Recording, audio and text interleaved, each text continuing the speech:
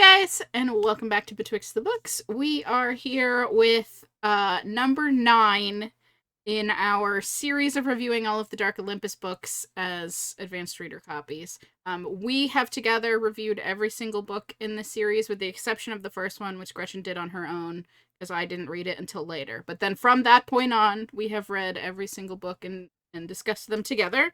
That is Tender Cruelty. If you have not heard, we have finally reached the point that Gretchen has been waiting for like 5 books at this point to talk about Zeus and Hera's story. But because this is book 9 in a series, obviously we cannot talk about this book without talking about stuff that happened in previous books.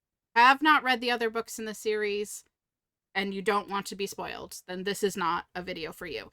If you are okay with getting spoiled on previous stuff, we're not going to spoil the events of this particular book, but like the things that happened in the previous books affect the plot of this one. So even just talking about the starting plot of this, we can't without talking about those. So if you're fine with that, stay, join us. If you've read it, stay, join us. We're going to have some interesting conversations, and we're like this close to being done with this series. The last book in the series comes out in the spring. So I hope you're all excited. It's almost done, guys. We've almost reached the end. But we're here today to talk about Tender Cruelty. I'm going to let Gretchen give a review of the plot. We'll give our overall spoiler-free reviews, and then we'll talk a bit about why we thought the things we thought about. Right. So again, if you are still here, I'm about to kind of tell you where we are in the moment because it's important, and that's spoilers for there's been 8 other books. I'm sorry. So anything that happens after this, you've chosen to be here. So to recap kind of where we're situated at this point. So Circe has been revealed as our big bad. She was at one point a Hera who was married to the current Zeus. Perseus is his real name. His dad, who killed 3 of his wives, basically, or people thought he killed all 3 of his wives. Turned out his second wife, who was Circe, was not successfully drowned and has spent the intervening like 20 years planning her revenge on all of the 13 in Olympus for either she feels actively helping Zeus to basically kidnap her, forcibly marry her, and then murder her or attempt to murder her. Or just standing by and letting the abuse that was happening to her and the other heroes just kind of happen. And so she has come in, she brought the barrier down so that Olympus is no longer protected. And at the end of the last book, there was kind of an attempt to attack her and maybe either capture her or kill her when she was sailing into Olympus. And the 13 did not have a good vote to basically agree to do that. So the legacy titles, which are Hades, Zeus, and Poseidon, kind of staged a mini coup to kind of go against the rest of the 13 and attack her. However, as we complained at the end of the last book, this turned into a wild nothing burger. And so I don't know why it had to happen, except for that it kind of sets up some of the tensions that are beginning this book for our current Zeus or Perseus, who is just his control of Olympus, his loyalty of most of the 13 is just slipping through his fingers.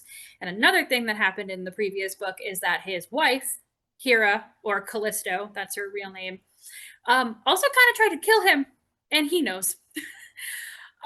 So he's just kind of like, I'm being attacked at home, I'm being attacked outside. And, you know, he carries a lot of guilt for the way that his father was. We will learn just how terribly abused he also was by his father throughout this book. So he's like trying to do better. And he just feels like it's all just slipping out of his hands. Meanwhile, Callisto is annoyed that she did not, in fact, kill her husband. One of the reasons that she really wanted him out of the way is that you find out quite early on that she is pregnant. Not a spoiler, it's a solid part of this book. And it does go into why there's a trope here that I thought was going to happen that didn't happen. And so I want to talk about this, but anyway, I need to tell you this. And so she's like, I really need to get rid of this Zeus so that I can raise the new Zeus to be better. Despite the fact that Zeus has siblings who would probably be very upset that she killed. whatever. I don't think that Callisto's really thought this all the way through. But Callisto and Perseus have a problem, which is that even though they don't trust each other and Callisto really wants him dead, they cannot stop sleeping together.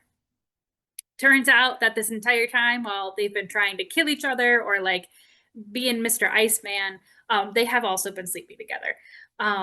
And Perseus is very clear every single time he is a consent king. He asks, he's like, "You sure this is what you want?" And she's like, "Oh, yes."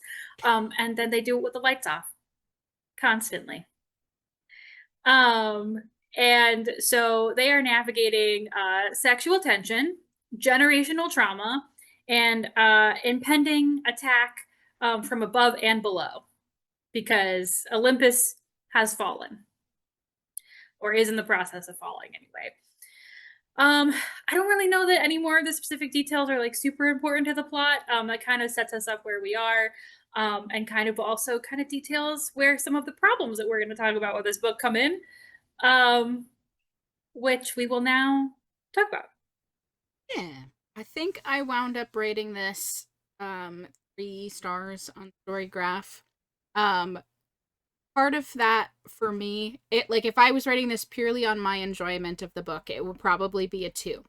But there's other books that I've rated 2 this year that are not nearly as well written and I didn't enjoy as much. So it's not really a 2, it's a 3, but it was never going to be a highly rated book for me personally. I always struggle with romance books where the like basis for the relationship is hate fucking essentially, and that's where this one starts. I've talked about it with some of the other books in the series that I just struggle to like buy into relationships where that's where it starts. It's happened in the past. I've read other books where I was like, good golly, that's a place to start with their relationship, but I've believed it. We won't talk about that here, but it has happened in the past.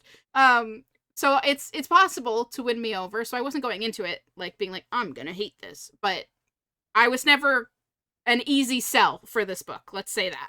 And it didn't end up doing what it needed to do to win me over in the end. Unfortunately for me, that meant that this is like one of my lowest rated books in the whole thing. And I don't necessarily think that one, it stands on its own, which we'll talk about, and two, that I believe in the happily ever after at the end of it. So that also is unsuccessful to me, and that's my issues with it. Like if you're going into a romance book, the point is that they fall in love and they have a happily ever after at the end of it. And you believe in their relationship and you're ready for them to like go on and prosper. And I don't think it was successful in this one, unfortunately for me. So I love me a good enemies to lovers.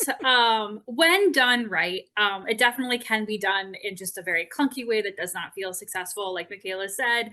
And I feel like the fact that they were going to start from there has been so well teased, from the second that Callisto and Perseus got married, that I was just like coming into it like, yeah, hate each other, and then fall in love. Like I was so ready. If you've watched our other reviews, I mean, I've literally been screaming about this for several books. So unlike Michaela, I came into it being like, I'm so ready for them to hate fuck. Which again, not a trope that I'm always into, but like I just kind of knew that that was going to happen. And I was just like, really, because I love Katie Roberts so much and I've read so many of her other books, I was like super ready to like go on the journey of them figuring out like how to love each other. Um, so I enjoyed it fairly in the beginning. I was like, yeah, okay, this is happening. And like, doesn't really make super sense, but like, just keep on keeping on. And then I was waiting and waiting for that like moment to turn, and yeah, the moment that kind of hinges their relationship, again, not spoiling anything, but did feel super weak for the fact that like literally in the last book Callisto tried to kill him. um what I will say is that the second I realized she was pregnant, I got very scared and I was like, oh my god, this is going to be a surprise pregnancy trope. And we'll talk about this a little bit more, but I was scared going into it. And so if you are also scared because I said it, Stay cool, soda pop. We're going to talk about this. But again, that just kind of fed this book is going to be great. Like Katie's messing around with the tropes and it's like not going the way I expected. They're going to, again, huh? And to Michaela's point, nothing is resolved in this book.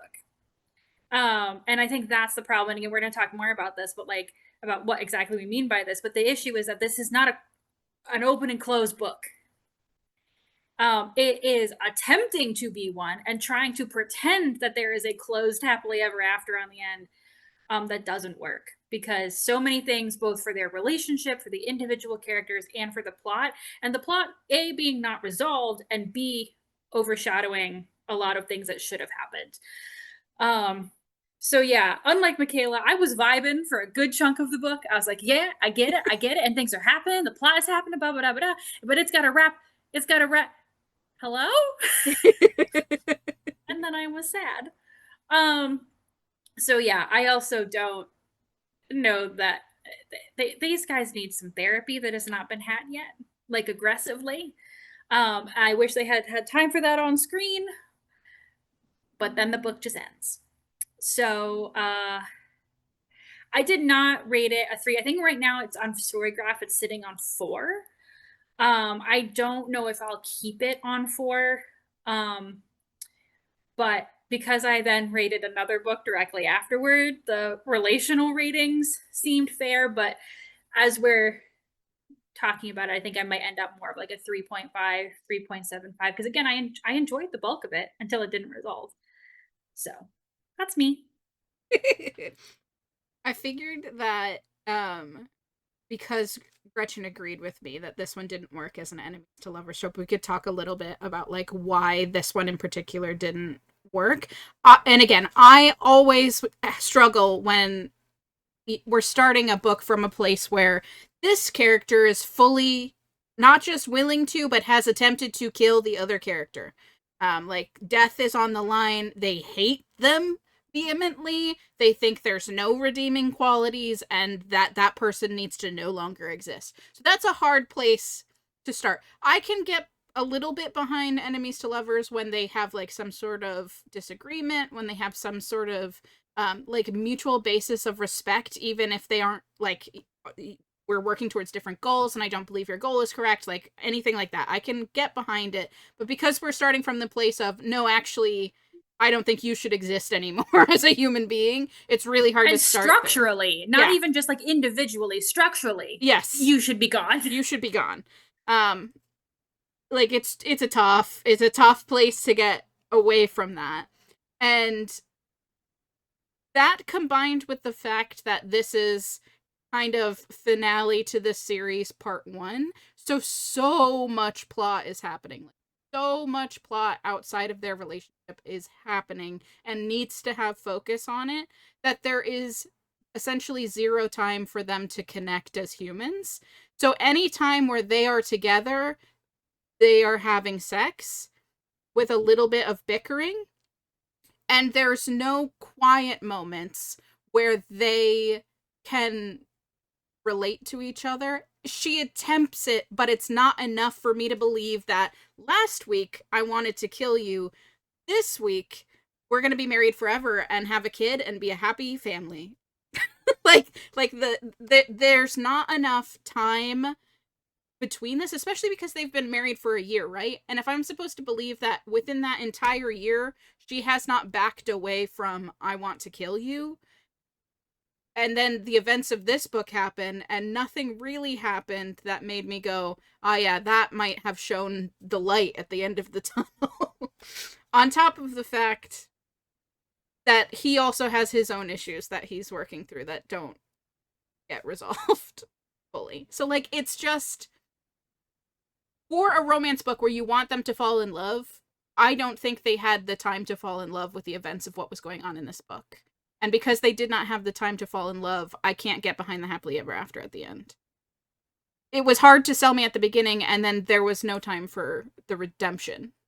There was no redemption. There just wasn't. Yeah, it's rough. Do you want to talk about the other sort of issue in the relationship there that was, I'm I'm fully just not going to tell my husband that I've baby trapped him, kind of, but not in the attempt to baby trap him, in the attempt to usurp him, I guess. Yeah. Yeah. The usurping baby trap. Classic usurping baby trap. Okay, so I just want to preface this with I agree with everything Michaela just said. Yeah. I didn't have the original issues that she walked into it with, but so like for a lot of the book I was like, yep, yeah, Sure. you guys just like hate each other but also want to kiss. I'm fine with that as long as there's like eventually some emotional resolution. And then there wasn't. But one thing that again I was really happy about was not just sitting on the stereotypical like surprise pregnancy trope, because again, like I said, when Callisto was like, surprise, I'm pregnant, I was like, oh my god, are you telling me that this book that I've been waiting for forever, and they hate each other, and now they're going to be like forced to not hate each other because there's a baby on the way? And this happens a lot.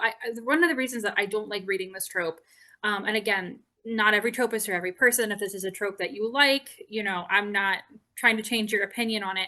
For me, I've encountered a lot of books that this is used in which usually it's like usually a hetero couple, right? Because somebody's got to get pregnant, and usually what happens in these is that the woman is with a guy who really has no redeeming qualities or very few, or like, and then he's like immediately cleans up his act and figures it out so that they can be together and raise a happy family. And I have a lot of issues with that for the way that it presents, like if you do get surprise pregnant, then like don't worry, like your partner's gonna like clean up their act and it's gonna be fine, when that's not a reality for many women, and also they should be feel bad that that's not their reality.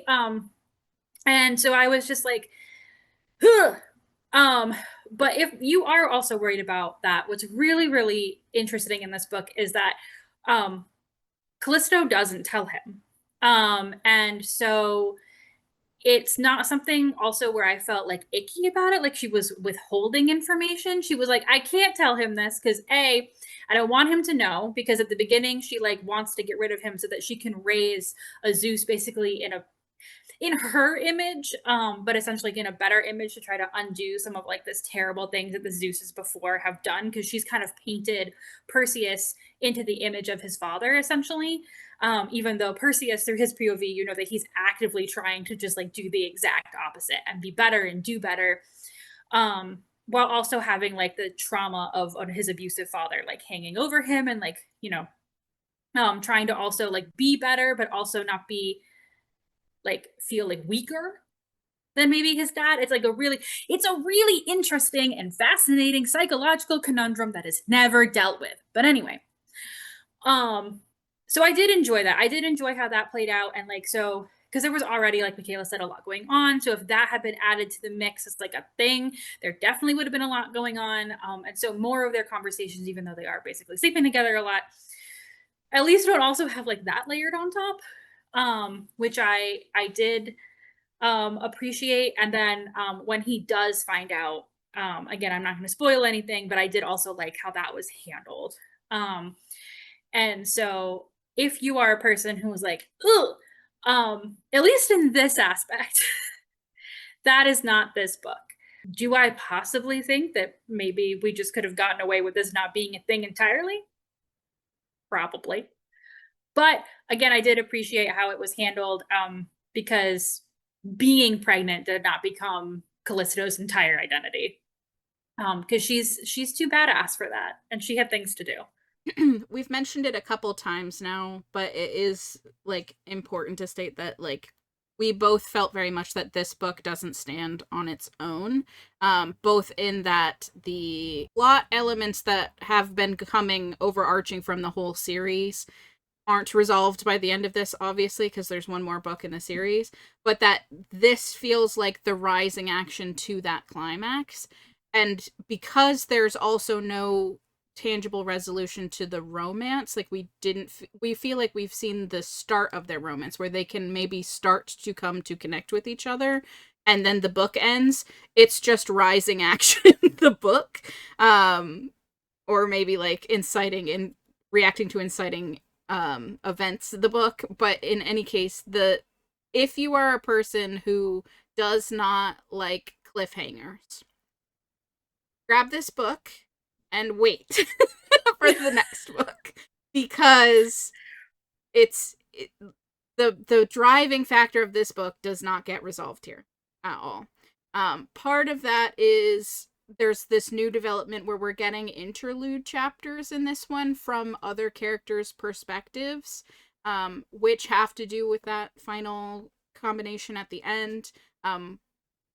That is going to also cut into our time with our two romantic leads. Instead of having a scene where maybe they can relax and come together and care about each other, we're switching to another character's POV to learn more about the plot that's going on outside of Olympus, or in Olympus now. And again, that's hindering to both what feels like a resolution for the entire story. The arc isn't going to finish, but also utter intercuts and takes away the time and space that we needed for these characters to actually get together and talk and work on their problems. So it doesn't stand by itself, both in that it doesn't end, it's got a cliffhanger, and the romantic plot also. And there's stuff that will happen, I'm assuming, next book that will close out this story and probably everybody else's stories as well, because it's a finale. That's how finales work. It's gonna close everything out. But this one doesn't feel closed. It's the beginning of stuff, and that might be frustrating for people who don't want to wait 6 months. So get it, and then wait until that last book of the series as like a part 1 and part 2. End of Dark Olympus part 1 is what this one really felt like. It didn't feel like Zeus and Hera's story. It was just Zeus and Hera facilitating end of Dark Olympus part 1. Wicked 1 and Wicked 2. Yeah. It's not an arc on its own, unfortunately. If you are like, no, I need to get my hands on this book right now, and I understand there's a cliffhanger and I'm going to be okay with it, listen to me right now. Do not read the acknowledgments. I don't know how many people normally do this. I don't always. And for whatever reason, when I finished this book, I don't know if I was upset by the way that it ended. And I was like, where's the more book? And I just rolled into the acknowledgments of this. And Katie, in thinking, I believe it was her editor or her agent, dropped a massive teaser / spoiler / I just texted Michaela going, like with a screenshot. Don't look at it, because I am stressed. I am so stressed. So like it doesn't help. I'm here to save you from my fate, because it's